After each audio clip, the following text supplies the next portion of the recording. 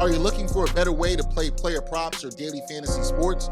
Well, look no further than Prize Picks. Prize Picks is the leading over-under daily fantasy game. Why? Because it's so easy to use and win. You can make your picks in under 30 seconds and win up to 10 times your money in one day. Right now, we have a special offer for our viewers and listeners of the Ain't Hard to Tell podcast. All you got to do is sign up now and use the promo code BACKPACK. Prize Picks will match your first deposit up to $100. That's right. They'll match your first deposit up to $100. So, join the over 150,000 others who found a better way to play and download the Prize Picks app today.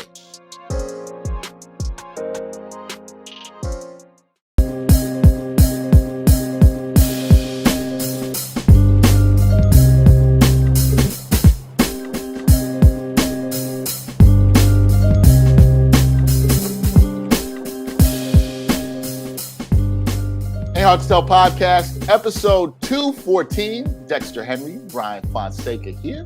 That's somebody's area code, 214. That is somebody's area code, 214. It's a nice number. Brian, how you doing, man? Doing all right, just trying to make it through everything, but having some fun. I'll say that much. That is good. We are going to talk a little bit of basketball. We have a guest joining us today. He was one of our first guests on this podcast. Good friend of mine. We go way back in terms of reporting, and we actually now work together again in a capacity. It's my man Ian Begley from SNY, Knicks and Nets insider, also host of the Putback, which is a great podcast / digital show. Check out. Ian, what's up, man? What's happening, guys? How are you? It's good to be back. Yes. I want to say too, 214, I think is Dallas. So. Oh, Dallas. Wow. There you go. A little shout out to Dallas. Yes, it's good to see you, man. And Great to to watchers see you, and man. listeners, this is the longest gap we've had between guest appearances. If you remember, if you're an OG listener to Ain't Hard to Tell podcast, Ian Begley was on episode 6. So That's we correct. have now finally had him back on. Way back, man. What? So wait. Oh man, that's a long gap. That's 208 episodes, Ian. Wow. That was late Jeez. 2017. Yeah. 2017. So Yes. so I had a kid. No, I had a second kid, and that was the real problem. And then COVID. So my apologies. My fault. Look, Ian, you can't let the family hear that it was a problem. Trust me, I understand. I get it. And for both of us, for shit, I think for me especially, that was like 18 jobs ago. So Yeah. we've So it feels- a lot of moving around since. It was like so long ago. Yeah, I was doing a completely different, couple of completely different things there. But Ian, Yes, good sir. to see you. We know you always do fantastic work covering the Knicks and the Nets. We're going to start off talking to you about the Knicks. All right, beginning of the season, Ian, it was bing bong. Everybody was all in. They were happy. You're laughing because it feels like it was so long ago. Everybody was in on the Knicks. Bing bong. We're hyped up. Went from bing bong to everything's wrong. So what went wrong with the 2021-2022 New York Knicks? What happened? If you start back in the Bing Bong era, which was very short-lived, everybody was excited. They start out 5-1, and then you start to see like the Kemba Walker, Julius Randle. It wasn't working together that well, and then you look at the defensive issues early on. They start to lose games. Tom Thibodeau then benches Kemba Walker. And we kind of know over the course of the season how it played out from there. But basically, it seemed like a combination to me of the offseason additions of Kemba Walker, Evan Fournier not working out the way the Knicks had wanted them to, and then Julius Randle not playing to the level he played at last season. And you look at some injuries, right? Let's not forget the injuries. Let's be fair. Nerlens Noel has been in and out of the lineup. So other people have been banged up. Derrick Rose obviously injured. So you're taking away significant pieces from last year. These players have been hurt. And it's just it's all these issues put together where this team hasn't found consistency all year long. And we're sitting here in late February, and Evan Fournier is talking about on Sunday, confidence issues late in the game and struggling to execute. And we're so far into the season where, it's alarming. I appreciate Evan Fournier's candor. I really do. And it's alarming that the execution issues for this group are still there as we head into March and the final weeks of this NBA season. Yeah, it has been alarming. The Knicks, they've lost, the time of this recording, is 9 out of their last 10. So it has not been good at all. I guess the next thing for me, Ian, is where's this team going from here? You talked about March, right? They're heading this final games this season was 20, 21, 20 games left, whatever it may be. Is the focus now on developing the young talent that the Knicks have? Or is it, Thibs kind of always has focus on still trying to make the playoffs? What's the focus for the Knicks right now? Yeah, we've asked Thibs about it. We tried to kind of pin him down on the idea of chasing a play-in spot versus not. And he hasn't been willing to commit to it publicly, which I understand. He said, our focus is on that day, just getting better that day. So he doesn't really want to get into whether they're going to keep trying to win or not. But if you look at how they played the last two games, that Jericho Sims, the young center, has gotten minutes backing up Mitchell Robinson. And that means Taj Gibson and Nerlens Noel haven't played. So they're at least taking a look at Jericho Sims, the young center. So that's one young player that's getting time. Will they go all the way there? Will they say, we're starting Miles McBride, we're going to play him 35 minutes. We're playing Obi Toppin 35 minutes. We're playing Cam Reddish 35 minutes. And we want to do that to give those young players experience over the idea of winning games. I don't know. I don't know if they'll go all the way there. It's not something that I would align with Tom Thibodeau's personality. And also, they have veterans on this team that are under contract for 2 and 3 more years. Randle, Fournier, Alec Burks. So it's a tough dynamic to navigate in that locker room if you're sitting down those veterans for young players and you're saying, we're not going to compete anymore. So it's an interesting dynamic. I don't think, though, I'd be a little bit surprised if we got all the way to the point where we're playing those young guys. They're playing those young guys, 35, 38 minutes a night, and the veterans are sitting. Yeah, that'll be interesting. I don't want to say last year was an anomaly, but it's looking that way. And I want both of you to sort of chime in on this. But I looked at last season and thought that it was actually realistic that some of it can carry over, not the entire thing, because I didn't think they'd be a 4 seed again. But I'm a little surprised, Ian, at the drop-off that they have had this year. So do you think that there's something to, like, maybe them and the Atlanta Hawks, for example, just benefited from all the rest that they had from not being in the bubble? And now we're seeing the lingering effects of, like, okay, teams expected what they were going to do this season and have had an easier time shutting down Julius Randle and I guess RJ Barrett as well up until recently. Like, do you think that they just benefited from all that rest and that's why they had the great season they had and this is closer to who they are? Or are they perhaps somewhere in the middle? Yeah, I think, Brian, that's a factor, right? It's one of those factors that led to their success last season. They were rested. They had that mini camp in the off season. And so, they weren't coming off of, a 6-week, 8-week layoff, whatever it was for other teams. And, they didn't have many COVID issues last season. Fortunately, obviously, other teams dealt with a lot of COVID issues. They didn't have a ton of injury issues. And so a lot of things broke right for them last year. And this year, they've had the injury issues, as we discussed. Obviously, COVID not being as big of a factor across the league cancels that out. But yeah, I think part of it is that, but it doesn't tell you the whole story because, this team was led by Julius Randle last year and they played a certain way. They played through Randle by and large on offense. And then this year, you add Kemba Walker, Evan Fournier in the mix. Walker, obviously, to be effective, has the ball in his hands. And so I just got the sense that there was never a comfort level that was struck there with Randle and Walker and figuring it out in 5-man lineups. And then the defensive issues have been the defensive issues. And I think that if you want to say the Knicks maybe aren't as good as they were last year, I would agree with that. But I can't agree with the idea that based on this roster, they're as bad as they had been this year because they're sitting, I believe, in 12th place right now, and that's not something. That's not a place that anyone would have expected them to be this year, given what they did with the roster and given what they did last season. Yeah, I don't think so either. I thought that they were going to be better. Dexter knows that. Like, I remember when we were picking over-unders and stuff before the season, I definitely had them going over, and I thought that they'd be in the playoffs as opposed to struggling to make the play in. But, like, one of the things that Dexter and I have also talked about up here is, like, since pretty much they drafted him, I have been screaming for them to run more stuff through RJ Barrett, which we're seeing now, which we've seen lately, and he's doing well. And I feel like Ian is somebody who he's not on a contract year, but he is playing for a contract extension because he's extension eligible this summer. I think you should see what you have in terms of whether he's a max player, whether he's going to be a great two-way player, et cetera, because he's shown a lot of tools. He just needs to put it together consistently. And what I was getting frustrated with watching last season a little bit, but particularly this season when Julius Randle struggled, is I'm watching RJ Barrett just stand in the corner and not really get the chance to develop, and he's being turned into a spot-up shooter more. And now lately, he's actually been getting the ball, giving the keys to the offense, so to speak. When Julius Randle's off the floor, they're clearly running more stuff through him. So I think that for the Knicks, this, along with playing the young guys in general, should be their focus going forward between now and the end of the regular season.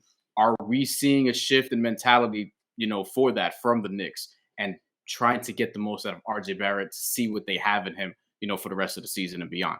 Yeah, what you're saying, Brian, makes a lot of sense because RJ Barrett's going into an offseason where he can get an extension on his rookie deal.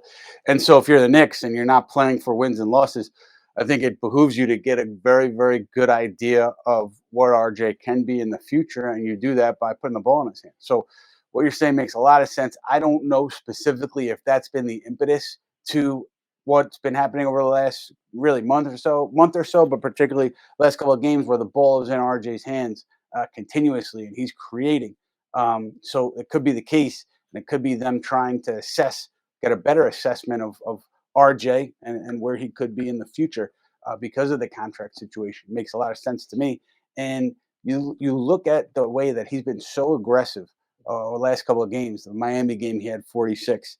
Game against Philadelphia, he didn't shoot that well, but still aggressive and decisive with his moves when he has the ball in his hands, with his first step coming off the dribble. There's not a lot of wasted movement, not a lot of wasted energy, and it's been effective. He's been able to get to the paint. So, at the very least, the Knicks are seeing a different element with RJ Barrett here over the last couple of weeks, and they have to like it, regardless of what it means for his future, for his contract negotiations. You have to like that RJ Barrett's bringing this element to the floor consistently at the moment.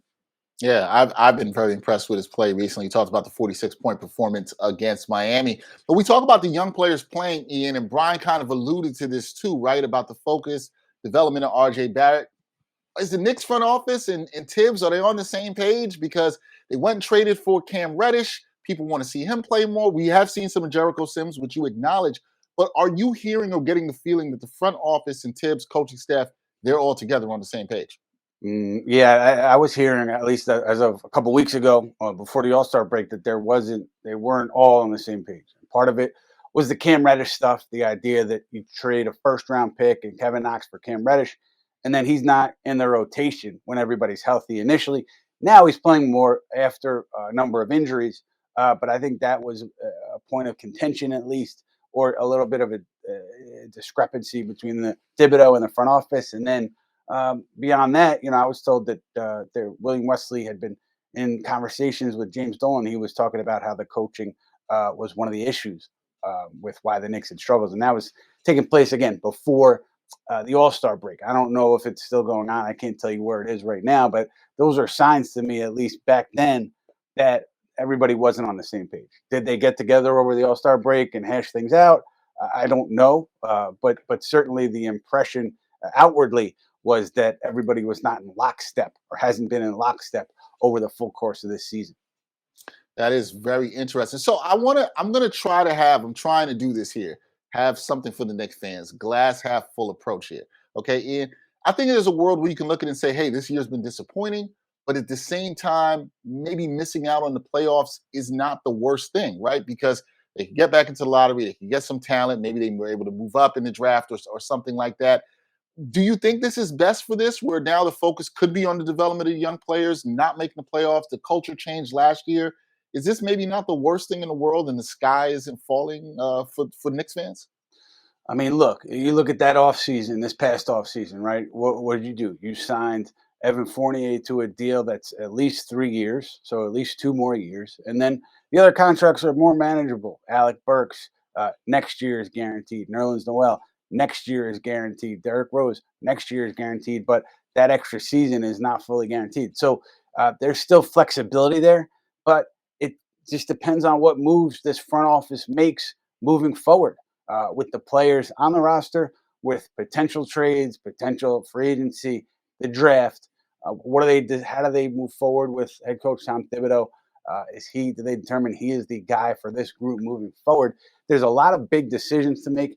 In terms of the sky falling, I don't think you're there yet because of that last year. That came out of nowhere, right? 41 wins, making the playoffs. Now, obviously, they've backslid.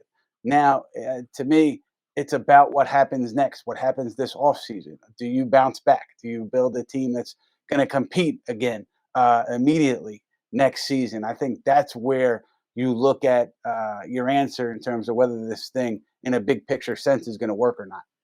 There's a couple interesting things that you noted there, Ian. One in particular I'm wondering is is it realistic that Tom Thibodeau is not the head coach of the New York Knicks next season?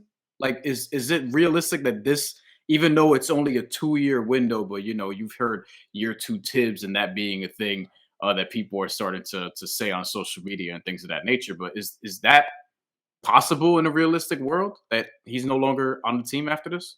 I mean, I'm guessing, right? I'm guessing based on what has happened and other things. But if the Knicks were going to make a move and replace Tom Thibodeau, it would have happened over the All-Star break, I think, because if you did it then you give that interim head coach a couple practices before his first game with the group. Now, it didn't happen, right? So I would assume that part of the evaluation on Tom Thibodeau is ongoing. I mean, if this turns into a terrible finish to the season where you're not fully committed to playing the young guys, you're still playing veterans, and you're losing the majority of your games, and you can't really say, well, we accomplished XYZ because you didn't play young guys and you don't know where they are and you didn't make the play-in tournament. To me, that puts his seat a little bit warmer. And again, this is me speculating, but I would assume that things finish out fairly normally, and then the Knicks do whatever they do in the off season, and you give Tom Thibodeau the keys to the car in year 3, and you see how it goes. And if they struggle early on in 2022, 2023, then I think that all bets are off, and then you look at a coaching change. But I would assume right now that he at least will get a chance to coach at the beginning of the season, 2022, 2023, as long as nothing crazy happens between now and the end of the year.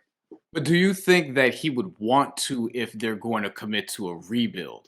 Do you think he would want to stick, if organizationally, if they had their meeting at the end of the year and they said, look, we're going to go younger, or we're going to start playing more of the young guys, or that's what we want to do philosophically, whatever, and that's the direction we want to go, we want to rebuild. What if Tom Thibodeau was like, all right, that's not what I want to partake in. I'm out of here because I don't want to oversee a rebuild. I want to try and win now. And that's probably a response that we would expect. It's possible. It's possible. My question to your question, though, is if you are Leon Rose and you're William Wesley and you're Brock Aller and Scott Perry, I mean, can you make that full pivot to a 3-4 year rebuild at this point? You're going into year 3. You had success year 1. You took a step back in year 2. Do you have enough runway to do that? Can you pitch Jim Dolan on that? Does that work? I mean, and I don't know if they would have interest in it. I don't know if they wouldn't have interest in it. I just wonder, in a big picture sense, do you have enough time left on your deal to make that kind of pivot? Because it would be a pretty big pivot. We haven't seen them make that pivot under Leon Rose. So do you have enough leeway to do that? I don't know the answer to that question, but that's where my mind goes. I don't think they should, by the way. I think they should keep Thibodeau. But I'm just wondering, I feel like every possibility is on the table at this point. Go ahead, Dex. I was going to say everything is on the table with the Knicks at this point, as Ian said. And I think they're going to look at all the possibilities. I do think continuity matters to some degree if you can keep it. How much blame do you put for this season, Ian, as somebody who's around the team, looks at this stuff? The fans have put a lot of pressure and blame on Julius Randle. He has clearly had a disappointing season. There's no doubt about that. But how much blame do you put on Randle for the disappointing season and how it correlates with the Knicks' struggles in 2021, 2022. Yeah, listen, there's no doubt that his season has led in part to where the Knicks are where they are right now. You can't turn a blinder to that element, to Randle not playing to the level he played last year, and having an impact on the win-loss record. But to me, if you want to assess blame for this group and what's gone wrong this season, you go all over the place. You go across the board. You go to management and you look at last offseason and you talk about how those moves didn't work out the way that anybody had wanted them to. You look at the coaching staff. You look at Tom Thibodeau. You look at the lineups and the rotations and how they haven't produced the desired results. And yes, you look at Randle. You look at his season and how it has been not near really where he was last year. And you put that on his shoulders. And you look at the team collectively, just players not executing defensively, the offense not getting any semblance of flow or continuity over the course of the year. Some of that's on the coaching, some of it's on the players. So to me, you can't just say, okay, it's Julius Randle's fault that the Knicks are where they are. Or, you know what, it's just Tom Thibodeau's fault that the Knicks are where they are. It's a collective thing that, so many things have to go right to do what the Knicks did last year, win 41 games. And so many things have to go wrong to do what the Knicks are doing right now, sitting, I think, 11 games under 500 here as we turn the calendar to March. Yeah, you're right about that. So I think the last thing on the Knicks before you move over to the Nets real quick, fans are going to want to know, how can this team improve this offseason? And what do you think are the major area of needs they either need to fix, tweak, or upgrade, Ian? And how do you think they might go about that? Obviously, different ways, free agency, draft, trades, etc. We know that. But what do you think is the focus for this team in trying to improve and get back to playoff contention or championship contention next season? Yeah, they don't have a lot of they don't have a lot of flexibility in terms of what they can do in free agency. They are pretty cap committed. They won't have cap space unless they move off of some of these contracts, some of the players under contract beyond next season or into next season. So you're looking at an offseason where unless you swing a big trade to clear salary, and no team is going to help you do that without you giving up young players or picks, then you're not going to do anything in free agency. So you've got trades. You've got sign and trade opportunities. Mitchell Robinson, you could do a sign and trade with him. He'll be an unrestricted free agent. There are free agents out there. I mean, Jalen Brunson is a guy who's, to me, I'm going to tie him as a Knick possibility until he retires because he has so many ties to the organization. So I think it's via trade and it's via the draft. If you're looking at this upcoming offseason, and nothing is going to come easy because those are, difficult places to find success in the team building process. But you just don't have a lot of flexibility in terms of free agency at the moment. They really don't. And point guard is going to be one of the areas they absolutely need to upgrade at. Let's talk a little Nets quickly, Ian, because we got a few more minutes with you. The Nets, what a season, right? They've only won 3 times in their last 16 games, okay? And all the talk has obviously been about Kyrie, whether he's going to play or not. Kevin Durant's supposed to come back this week. Ben Simmons is yet to make his Nets debut. Can the Nets turn things around? This is a team that everybody had for championship aspirations. Obviously, a lot has gone on. But do you think the Nets can actually turn things around and still be championship contenders? Before the Harden trade, I kept saying, I don't care what happens during the regular season. As long as Kyrie, Kevin Durant, and Harden are healthy, we know that they can turn it on because we saw it last year in the playoffs at Boston series. I mean, they were dominant. And so that's kind of how I looked at it. But now it's different, right? Harden's not here. You have Ben Simmons, who is extremely talented, I think can really help the Nets defensively if he's healthy. And I think there's enough for the Nets offensively to kind of overcome where Simmons hurts you on offense. So I think that addition can really catapult them. If he's healthy, he can really do good things for them on defense. And then, Seth Curry, he's going to knock down shots. We don't know about Joe Harris yet. So I do think that there's a pathway for them to contention in the East and to end up, being there in the Eastern Conference Finals. So much of it is about health. A lot of it also is obviously about where the mandate goes from here with Kyrie Irving. Is he going to be available for home games in the playoffs? Is he not? It doesn't sound like anything is changing in the immediate future there. So, there's so many different variables, but I do think you get Simmons back. You're at a place where Kyrie can play at home and Kevin Durant is healthy and your ancillary pieces are healthy. this is a strong, deep roster. And I do think if you get to that place, you can really compete in the Eastern Conference, and you can get to the ECF again and maybe get yourself to the finals. Are we alarmed that our peers seem to care more about when Eric Adams talks about Kyrie Irving as opposed to the rising crime in New York City? Yes or no? Yeah, I guess. I mean, listen, we're talking about diehard Net fans, but there's real world issues out there. I understand the Net fan out there wants to know when Kyrie will be back. I get it, but I think from a full humanitarian standpoint, there are other issues to keep an eye on. Certainly, Ian, you got 2 kids, man. You know what I'm saying? Yes, I got other things to think about. These subways have been wilding lately. I heard somebody who told me they were taking a train recently that somebody was smoking crack on the train through a pipe. You know what I mean? Taking it back old school, but like, you know, I mean, I kind of don't care if Kyrie Irving plays again in the grand scheme of things. Like, I'm just saying, but I understand from a basketball perspective, like there are some diehard fans who live and die with their teams who really want Kyrie Irving to play home games where he could right now by just getting a needle. So yeah, I'm not gonna go as far as some people we've seen say that like the Nets fans are suffering here. I'm with you, Ian. There's a lot more going on here in terms of human life, just caring about other human beings. How do you think, you talked about Ben Simmons, what he can do defensively? How do you think he fits in with this Nets group? I know we haven't seen him. Everybody wants to see him play in Philly on March 10th. I was just talking to some guys from the Inquirer about that, Philadelphia Inquirer, that is.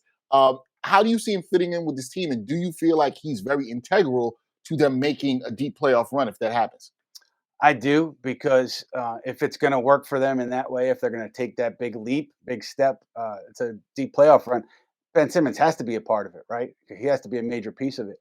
And the reason that I think he can help them so much on defense is because, let's say you're playing Milwaukee, or you're playing Miami, or you're playing, you name the team, that team's best wing player, right? I think Kevin Durant had defended that player for a decent amount of time last year for the Nets. Now you can put Ben Simmons on that player, and you can say to Kevin Durant, hey, you guard player X. You don't have to kill yourself on defense every possession guarding this player. We can save you for the offensive end where you're a genius. So it allows Kevin Durant, I think, to be a little bit more effective. Not saying he wasn't effective or doing his job on both ends, because he was, but it just makes life a little bit easier for Kevin Durant when you talk about what Ben Simmons can do on the defensive end. So again, I think if everything goes right for the Nets, Simmons is healthy, he's back, everybody else is healthy. That's how I see Simmons really helping the Nets on defense. Do you think that, given how loaded the rest of the Eastern Conference is with Milwaukee, Miami, Boston, who has been coming on as of late, Chicago, etc., Philadelphia, who has James Harden and Joel Embiid now, do you think that the Nets, even with Kevin Durant coming back this week, as reported, with Kyrie Irving being eligible to play home games potentially at some point, and Ben Simmons is going to come back at some point, do you think that the Nets have enough time to seriously compete now, even with everything I just threw at you, particularly with how good the rest of the Eastern Conference is? Because I feel like every team is flawed. Every team is worthy of being a favorite, but every team is also not unbeatable, especially in the East. So do you feel like the Nets have enough time to build their chemistry and figure it out? Or are they going to be better next season once they have some more things figured out and have a little bit more time together, their stars in particular? Yeah, no, it's a great question, Brian, and it's one that I think we were asking all year last year, because Harden and Irving and Durant hadn't played much together at all. I think it was like 13 games in the regular season, maybe less. And so then the question going into the postseason was, can you just flip the switch? And we saw them do that, right? Again, I'll go back to that series where they just dominated that first round series, where all those guys were relatively healthy. And so we saw their ability to flip the switch. Now, that's not entirely relevant to this playoff run. Obviously, there's no Harden, but I think with Durant and Irving, they have enough high-level basketball experience to where they don't need to get through a regular season together to have the chemistry. So I think they'll be fine. Simmons, I don't know. I can't say with any real insight other than he's dealing with a back issue right now, which is not good. He's had such a long layoff, so there are question marks there. But also I don't think getting the offensive synchronicity with Simmons, Durant, and Irving is as imperative as it would have been with Harden. So maybe that makes it a little bit easier for the Nets from a chemistry standpoint. You look at Philly, they also have chemistry issues to work out ahead of the playoffs. It's different. Both of those guys, Embiid and Harden, are healthy. But I think with the Nets, it isn't as much of a hurdle this year as it was last year, and you saw them take care of business last year, even with that hurdle. Well, last thing for me, Ian, is that a lot of the talk will be about Kyrie Irving, and we'll see what happens going forward with the mandate. But how imperative is it for him to return full time for the Nets to really have a shot at winning a championship? And if he returns full time, with, as you said, Ben Simmons being that piece that can guard the other team's best wing player and some of the pieces they have around, do you think they can get this done and hold up the Larry O'Brien Trophy come June? Yeah, a lot of it depends on, I think, who they're facing out west when you talk about the finals matchup. But I do think if everybody's healthy, everybody's there, and Kyrie Irving can play home games in the playoffs, I think they have enough to get there. But the Irving question is big because, to me, even if you have home court advantage, that hurts you if you're the Nets, if Kyrie can't play. And if Right. you don't have home court advantage, that's great. But also, what about the games when you're home? You have Durant and you have everybody else, and you have Ben Simmons. I don't know if that's enough. I mean, it's just, it puts them in a really tough spot.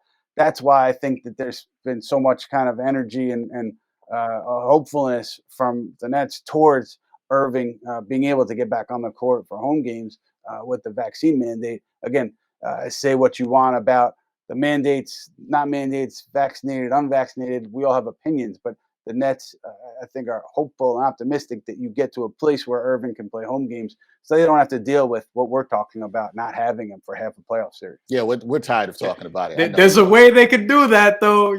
Like there's a way this can. There's a very easy solution. Easy solution.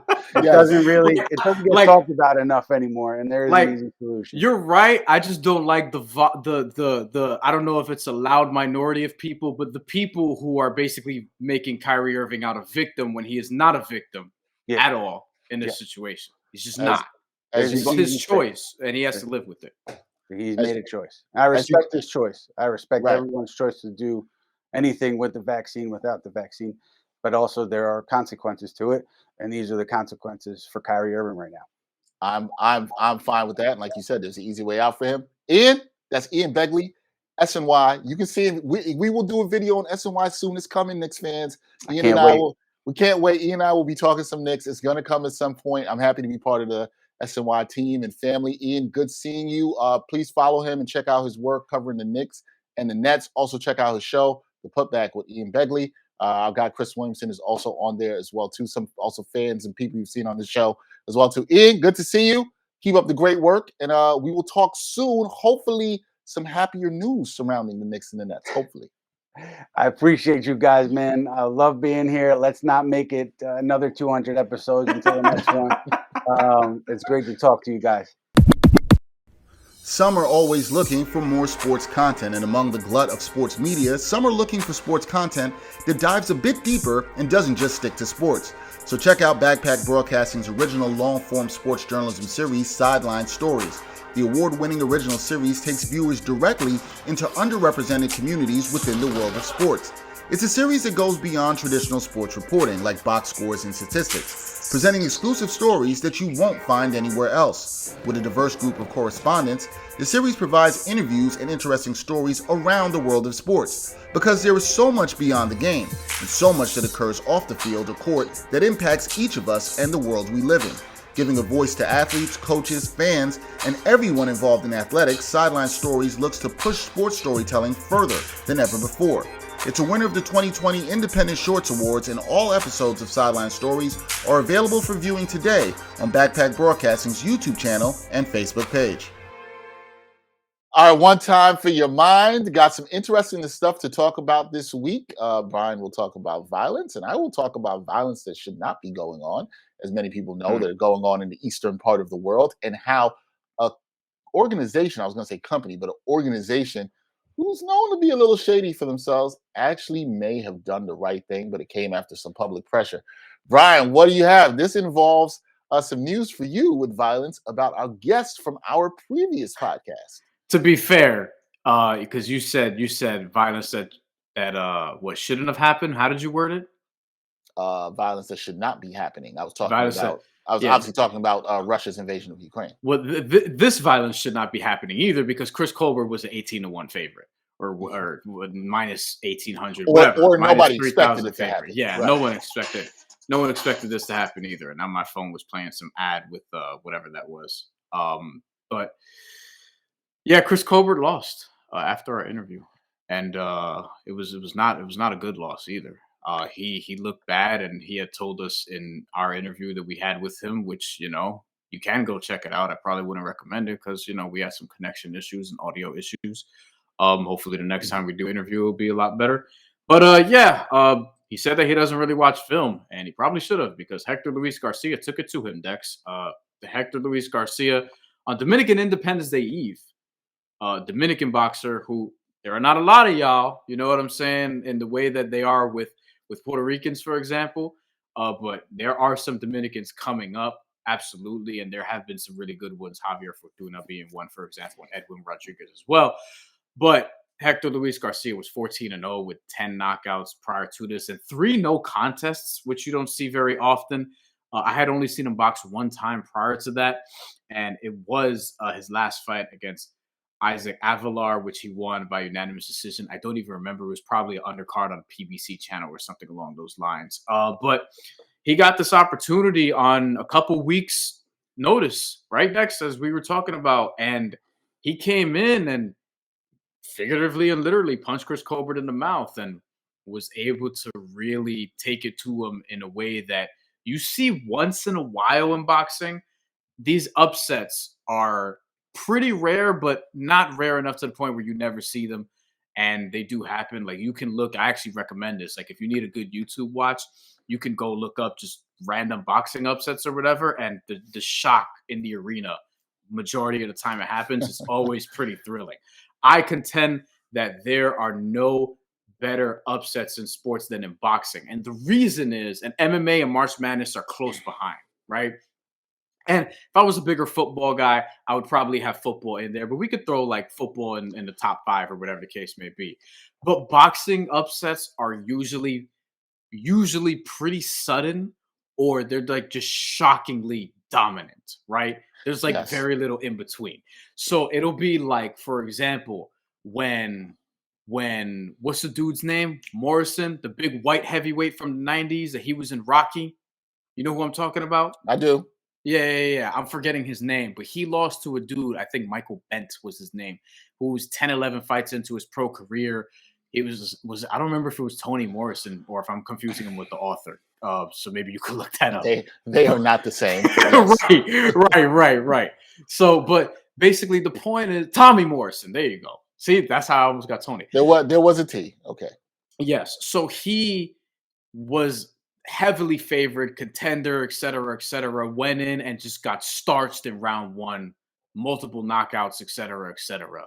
And it was one of those where it was just shocking to watch happen, but it happened in one round. You see plenty of those shocking first round knockouts. James Kirkland was another one where he lost to Ishida, 22 wins, 6 KOs going before, and Ishida destroyed him in one round with knockouts. The point is that this was a different type of dominant decision victory, kind of like what we've seen in the past in other examples.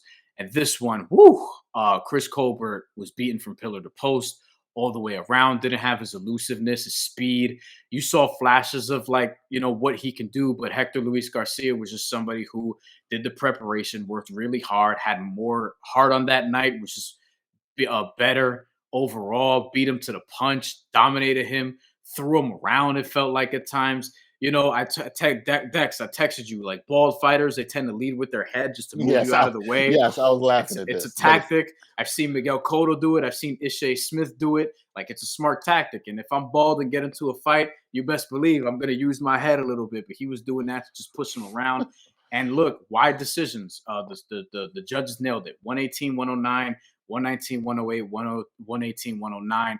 7th round knockdown. And it's the upset of the year so far, I think, in combat sports. And the reason why I think boxing upsets are great is also because, like, in MMA, there are so many different variables and more premier fighters have losses. In boxing, it's more rare for that to happen. You have guys that are, like, undefeated more often fighting each other, et cetera, et cetera.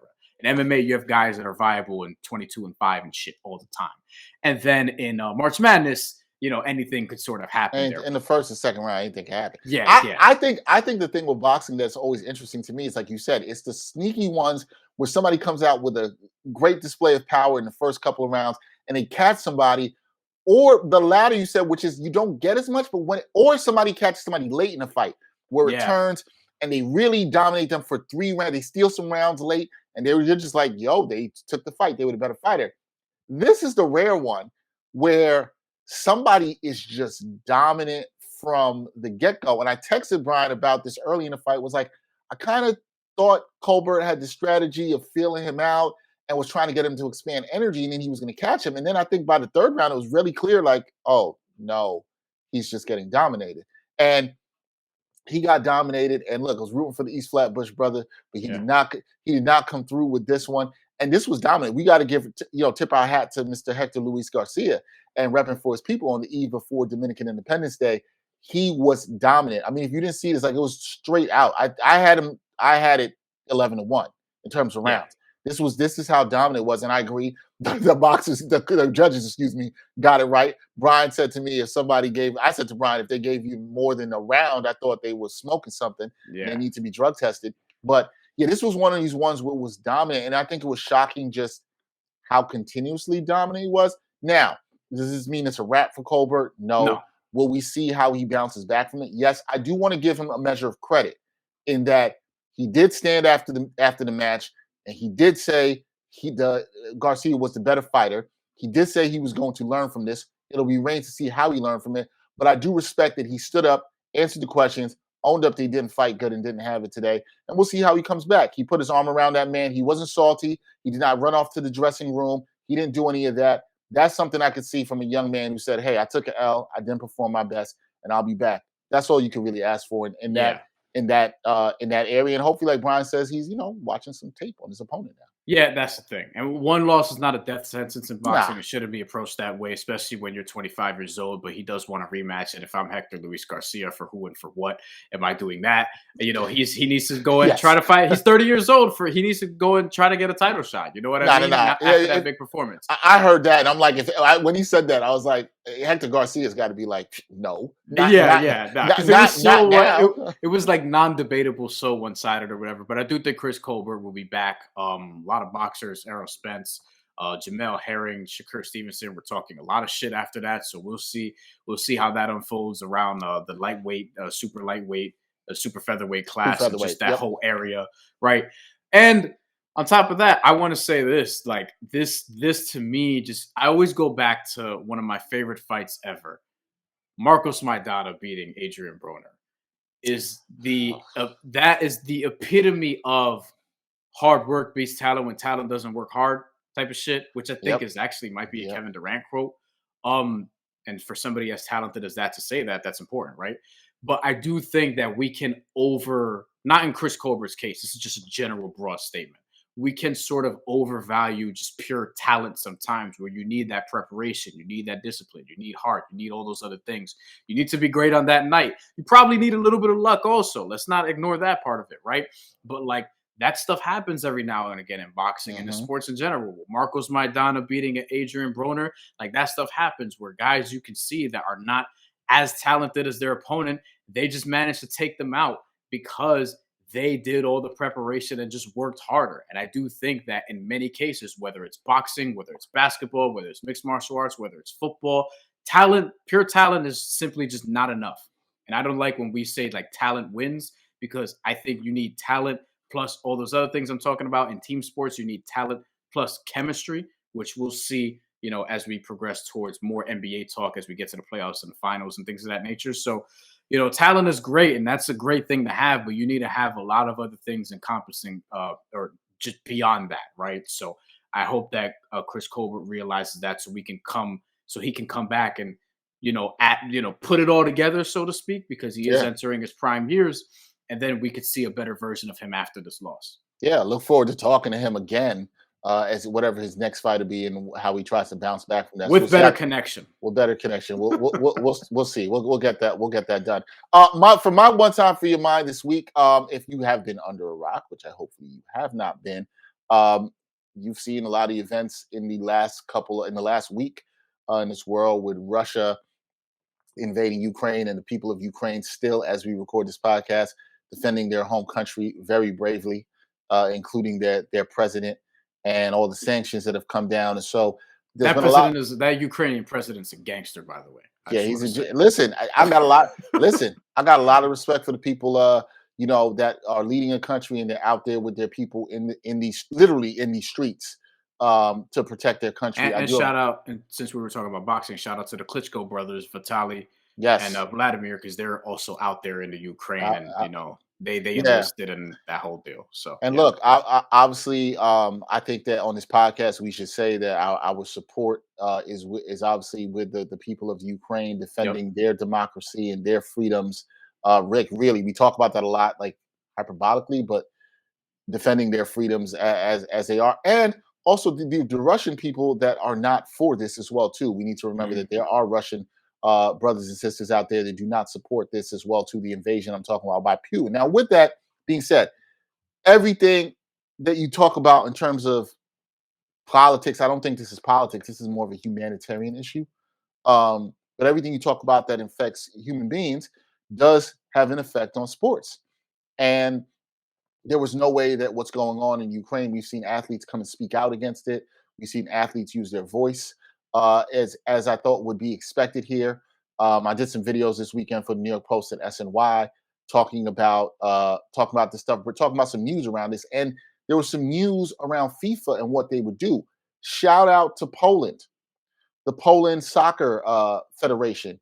They came out on Saturday and they said, "Yo, we're not going to play against the Russian team," where they're scheduled to play them in a World Cup qualifying match on March 24th in Moscow. They were like, nope, we're not going to do that. Then the Czech Republic came out and said, we're not going to do that either. They're on the other side of the bracket. So did Sweden, saying that they wouldn't do it. So all these teams came out and were like, we're not going to do this. And I was sitting there like, okay, what FIFA, what are you going to do? Now, if anybody knows anything about FIFA, the governing body for international soccer, let's just say they can be a little bit shady. At times they have a history of that along with the IOC, so you can't necessarily trust everything they do, but there was a lot of pressure on them. So on Sunday, FIFA came out and said that they were going to change how Russia could participate. They had to participate under the name RFU. I forgot exactly what that stands for. I think it was Russian Federation, something that it stood for. So they were competing under that name. They could not compete with the name of Russia, their country. They could not also have flags at any games they would participate in, any matches they would participate in. And in those matches, there could be no spectators in the stand, and it would not be on Russian soil. So all this said was interesting. And you got to give credit to Poland, Sweden, and the Czech Republic, because they're pretty much saying this is bigger than soccer, football right here. We are not going to participate in this. We are willing, and even a team like, Poland, that's been a pretty strong team in the world, we're willing to pretty much say, yeah, we don't care if we don't qualify for the World Cup this year because this is bigger. So a lot of the pressure was on FIFA for this, and I wasn't necessarily sure if FIFA would do the right thing. But right before our recording of this podcast, we got some news about what they would do, and FIFA has decided they are suspending Russia from the World Cup. And not only that, UEFA, the governing body for European soccer, threw teams out of European competition. This is really huge. Russia, one, being kicked out of the 2022 World Cup, which is going to be in Qatar this summer. That is really huge. And they issued a joint statement with UEFA to confirm that all Russian national teams and clubs have been suspended until further notice following the invasion of Ukraine. I mean, this could change depending on if Russia decides to pull out of Ukraine or something else happens. So that will be interesting. But there was this growing pressure from not only European nations, the IOC. I actually put pressure in here.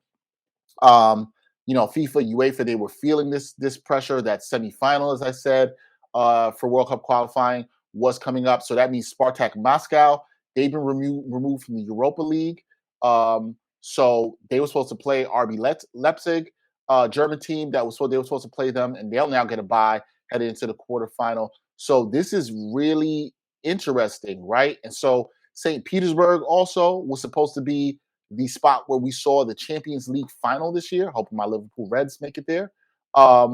And just for note, the name with the Russian football was supposed to play under was the Russian Football Union that they will no longer play on. But this is huge, and I don't want to sit here and give FIFA all the credit here because they've acted in irresponsible ways in the past before. But what I will say is I give a lot of credit to the teams and the organizations that have put pressure on this, and this is absolutely the right thing to do. There's no doubt about this. This is the right thing to do in getting Russia up out of there. You're not caring about humanitarian efforts. You're not caring about other people in another country. You don't get to compete on a world stage in the World Games, and this doesn't get to happen. So I almost want to say salute to FIFA, but I really want to say salute to the countries that also stood up and said that this is wrong, because they're the ones that put the pressure on FIFA, on UEFA to get something done. And how it played out is interesting because I think FIFA was trying to avoid this, but this was inevitable about where this had to come to. Yeah, Brian. To add to that, FIBA World Cup qualifiers, as we mentioned, are currently going on right now. There have been a couple of postponements that I did notice recently that happened over the weekend, both of which were supposed to be played yesterday, with being Sunday because we're recording this on a Monday. One game I have in front of me right now was Russia versus the Netherlands, which I think was going to take place in Russia. That was postponed due to the invasion. And, obviously that's going to be played in, I don't know, at some point, but that part of it doesn't matter. And then the Ukraine was going to play Spain, right? And that's going to be interesting because, like, in basketball right now, Ukraine right now, they're 1-2 in their group, in Group G. They're going to probably move on into the second round of qualifiers because North Macedonia is 0-4 right now, so they're struggling. Russia's on top of their group. They're 3-0. So I'm wondering if there's going to be, like, if they're going to extend that to basketball where Russia's not going to be allowed to compete in the World Cup. The World Cup, by the way, the Women's World Cup, I think, which Russia qualified for, they're drawing for sometime in March, I believe. Women's World Cup is going to be later this year, I think in the fall. And then the Men's World Cup for basketball is going to be later in 2023. Yep. Women's World Cup is going to be a little bit after, I believe, soccer's is. So, that's an interesting thing about this too. And I will also note that there are some athletes, a lot of women's basketball players make a lot of bread in Russia, and they're trying to make their way back. I've seen reports, Shabazz Napier, who's been playing professionally in Russia and who was going to return to his team, he is back now. He left Russia. And, there are some athletes, a lot of athletes that are out there. Jerome Randle, who's somebody who's obviously black, he is on the sorry, I know. Shouldn't have said obviously there, but come on, Jerome Randle. Now there's some white Jerome Randle out there that's mad as hell. Mad as hell. But Jerome Randle is a naturalized Ukrainian citizen. I think I have the term correctly. He's somebody who now plays under the Ukrainian national team and was playing with them in qualifiers and plays professionally out in Ukraine. There was a story that Yahoo, since we're on One Time for Your Mind, this would be a bonus. There was a story in Yahoo about how family members were telling him, because he was featured in this piece. I saw this piece. Telling him to, he has to get out of there or whatever. And, a lot of players who make a lot of bread overseas, because you got to remember, this isn't just NBA, WNBA. Most basketball players, they're not making their living in America.